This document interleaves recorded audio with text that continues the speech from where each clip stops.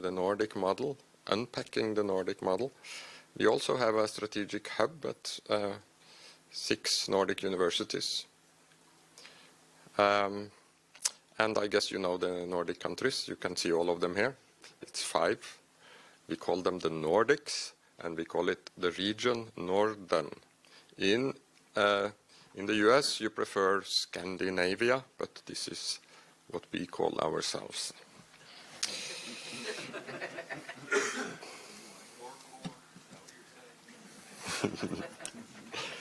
What I'm my talk will be around a book that we are working on, which is called something like the title of this talk.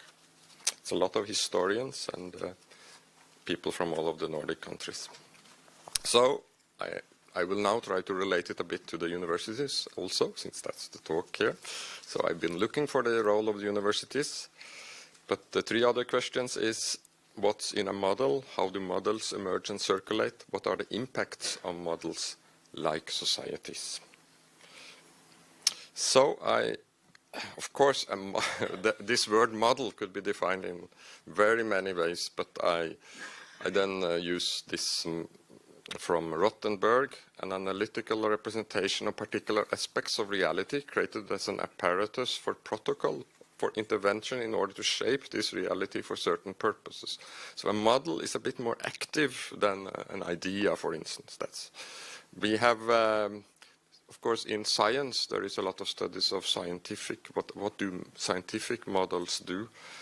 And what I take from this is that they are interdiscursive, and they are mediating devices across disciplines and into society.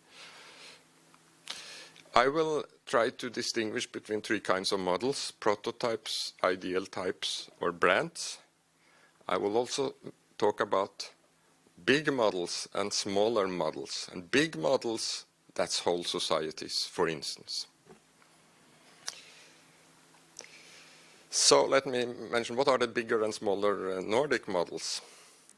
Well, we have large-scale modeling of the Nordics, understanding of the whole society, why it is successful, why it's democratic, and so on. And then we usually talk about work coordination, welfare, economic governance as sort of the core of the Nordic model. But we also have a lot of other kinds of models circulating. For instance, the Nordic model for education, childcare, peacekeeping, and so on. This is the medium kind of models, institutional fields. Then we have smaller models, and that's the ones that really travel.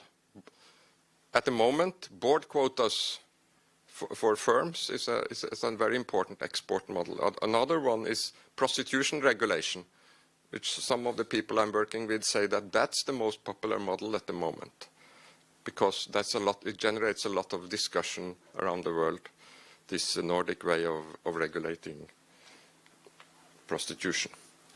Okay, so I now have the big model is here. You can see how it's, this is a model in action also. It's a very big model. It's produced by FAFO, the research union research organization in Norway, and it's verified by SAMAK, which is the Social Democratic Union of the Nordic countries. But it's quite influential across parties and so on. This is the big model.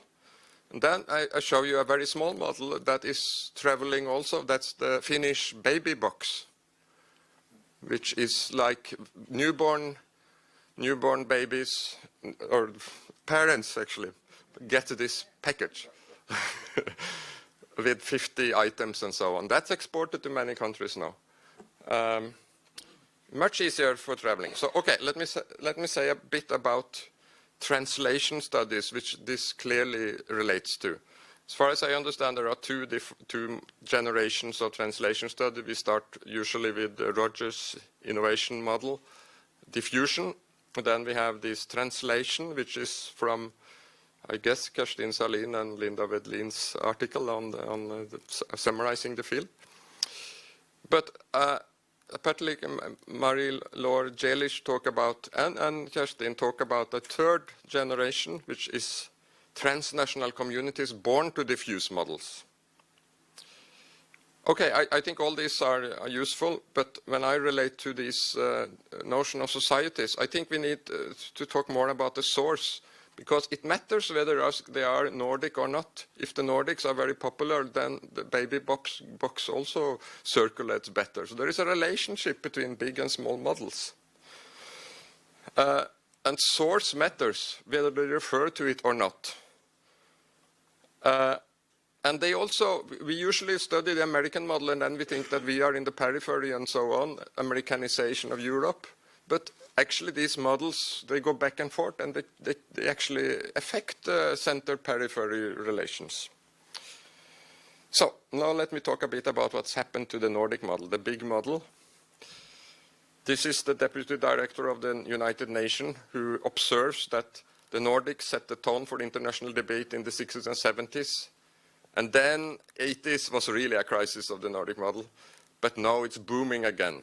With the onset of the economic crisis of 2008, now the Nordics is again seen as a successful model. And we were working on a book by the end of the 90s. It was published in 2001, and when I look at it now, it's very pessimistic. It's a goodbye to the shareholder value is taking over in the business, and it's really more of a, and we are thinking about this democratic challenge to capitalism, which is how we saw it. And this was the case in the 90s. Many people said goodbye to the Nordic model, also in the Nordic countries. But then something happened. In 2013, it was presented as a super model.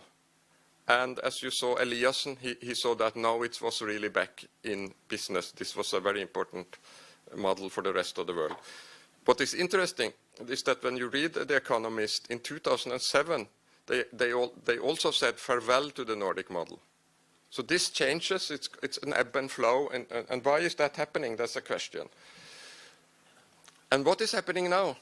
It's 2 years after this, or 5 years after this, when we are the supermodel. Well, what has happened is that it's become very controversial, again, this Nordic model. So what does Trump say there? Last night in Sweden, who would believe this? Sweden.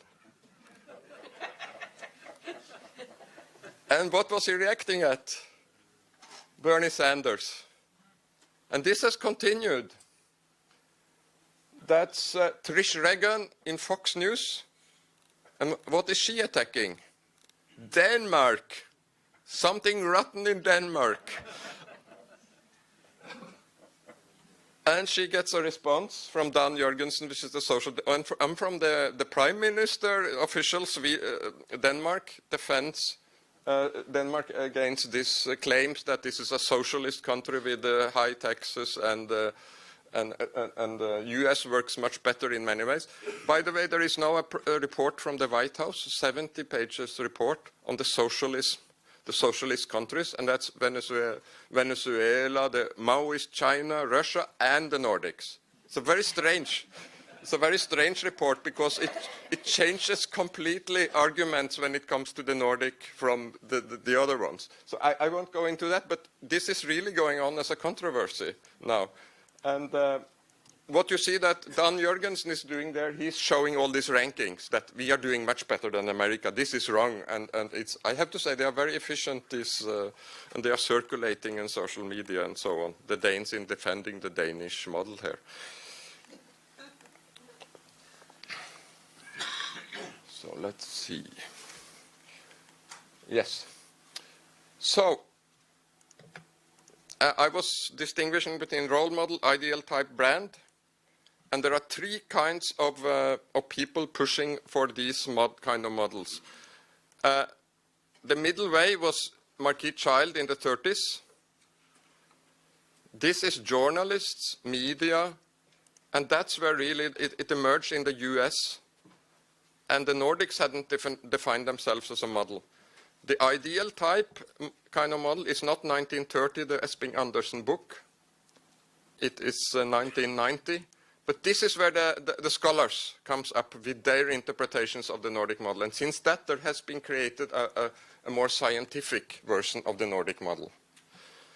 However, I would say that it's mainly in the 80s, 90s, when it was in crisis, that there was a lot of talk about it in the scholarly and in universities. What is now very popular is the branding the Nordic model. So it has become also a brand where Nordic Council is pushing it.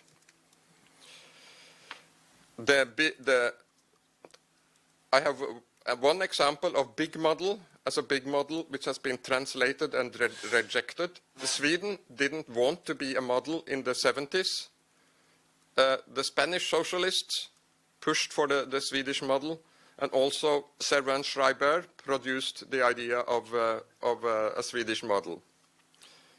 Olof Palme denied that it was a model until the election came up, and it was highly contested elections with the moderates and the Social Democrats in Sweden. Then he appropriated the Nordic model.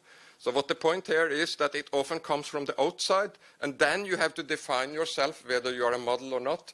And what is interesting is the impact of it. Another example is the ombudsman model, which has exploded and is now a very important export with 945 offices in 140 countries. This comes from Sweden, 1809, but Denmark was really the translator, because Hurwitz, who was then the ombudsman, he wrote a lot about it. But he was not in a university, he was also a practitioner. And this is not a high status thing for lawyers to deal with. So I would say that this is also a lot of practitioners who are pushing this model. So how do models circulate? They circulate in public spheres, they circulate in academic spheres, and it's interesting to see how they circulate in academic spheres, because when Espen Andersen and these political economists created the notion of a Nordic model, it came from from union economists. But in 1997, there was a book, Social Construction, Cultural Construction of the Nordic Model, and the humanists were producing another version of the Nordic model. So since then, we have had academic work on the model. So what is interesting is, if you look at the case of Sweden, like Trump does, you see that it has. It's interesting, Jenny Andersson describes how the identity of Sweden has been impacted by being modeled. And she observes that there is now a move towards people's home nostalgia in Sweden, and people are confused because they don't recognize the Swedish model today as it was in the 90s. So this impacts on a national identity. So we should look at how this contested status of models affect how societies, how national identities and group identities are affected, clearly. So conclusion, Nordic models may be seen as prototypes, ideal types, brand. They are big and small. Source should be looked more at. It matters how source is referred to. For instance, the ombudsman. It changes a lot when the model comes to the US, whether actors refer to it as Scandinavian or not. And sometimes it's good to say that it's Scandinavian. Other times it's more, it turns to an expertise that defines itself independent of the origin. So this kind of skills among translators is interesting to study. So I would say that universities and scholars have mattered in defining the Nordic model, particularly since the 1980s and 1990s. But I would say that for the most part, it's other groups who defines these models. Okay, thank you.